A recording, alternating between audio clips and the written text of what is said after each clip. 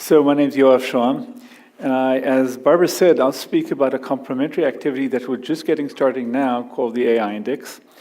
And as also Barbara said, the idea is, whereas we have the idea in the AI 100 of a sort of a syncopated rhythm of reports spaced several years apart, it would be nice to have a more an activity that would be more ongoing and be sort of uniform, whereas the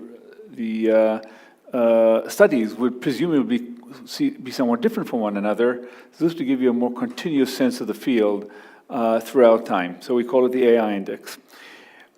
What is the AI Index? It'll be a set of measures that captures the state of AI, and at a given point in time, and then over time. The idea is to be sort of very responsible and sober about very fact-based, not be neither an apologist for AI nor an alarmist, but something responsible in the middle. And the audience are the same audience that we have for the AI 100 in the first place.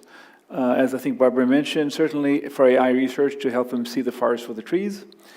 For industry to understand where best to invest resources, how much resource to invest.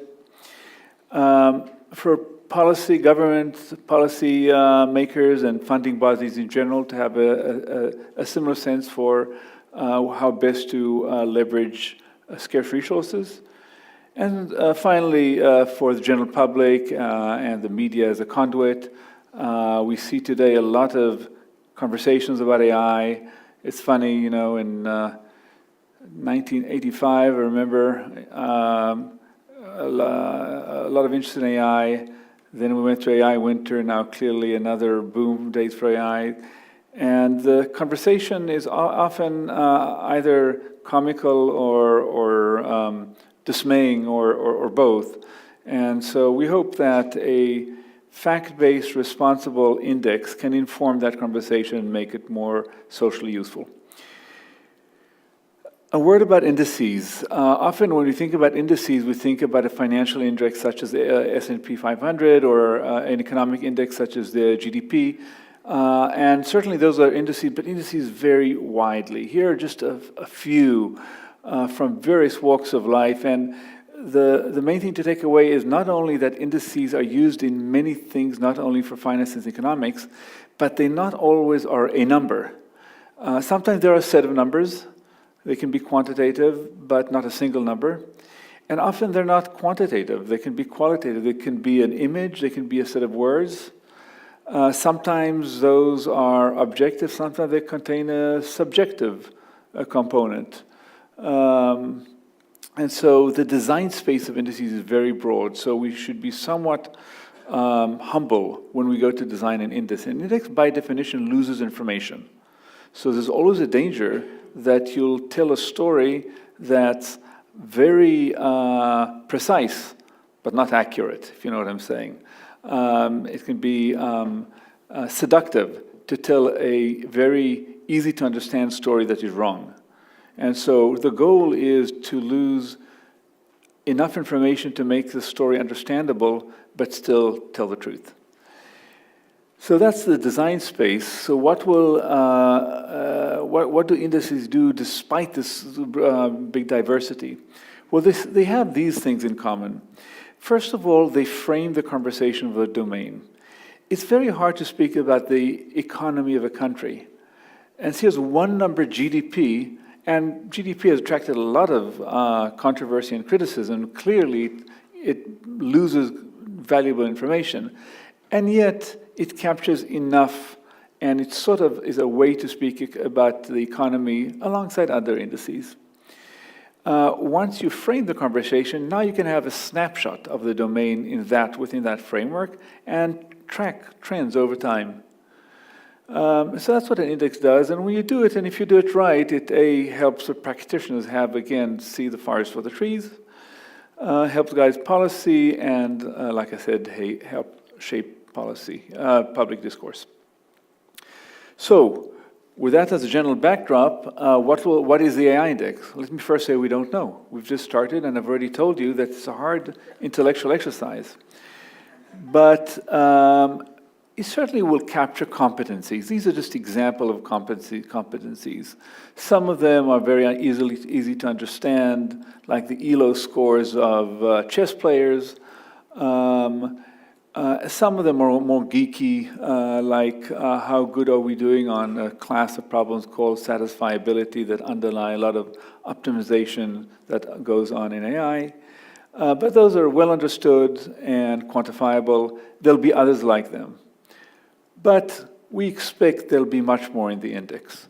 We expect that we'll get a sense for how much education and professional training is taking on this, how many undergrads and graduates, how many MOOCs are taken in this space, what have you. We would like to see the research activity, the volume, the foci within. 20 years ago it was all about logic. Now nobody cares anymore. It would be a mistake, but they don't.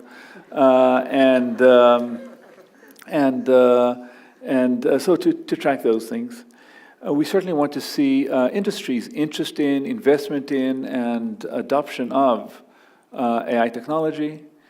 We'd like to see the government angle, both the funding level, the policy involvement, social impact. Recently, there's a lot of discussion about potential negatives, again, fairly alarmist and unfounded in my view, but certainly we should watch out for those, along as the lots of social good that is done by AI, and finally, public attitudes and other things like it. So we think it should be quite a broad set of measures, and like I said, we just got started, so we'll see where it actually leads. This is the final slide. This was the final slide. Somebody help me, please. Thank you. That's the first slide. Not mine. So, like I was saying, I'm not touching anything, and it's happening. Why did I even bother? So here we are. So, and this is the final slide. So we've just started. We view this as a two-phased exercise. The startup phase, which will take some number of months, not a very small number of months, has really a goal of defining the index, which is like a very interesting intellectual exercise. And while we're doing that, figuring out the final home for this on an ongoing basis, the organizational home, organizational plan, the structure, the funding model, all of that. And then there will be the ongoing operation within that permanent home. Who's involved here? Well, first of all, it is overseen by the standing committee of the AI 100 project, as it's affectionately known, by the AI 100 people. There's a working group that will be led by 3 people. In addition to myself, there's Ray Perot sitting right there, who, beside that, is also head of the AI Center at SRI, and Eric Brynjolfsson, an economist from MIT.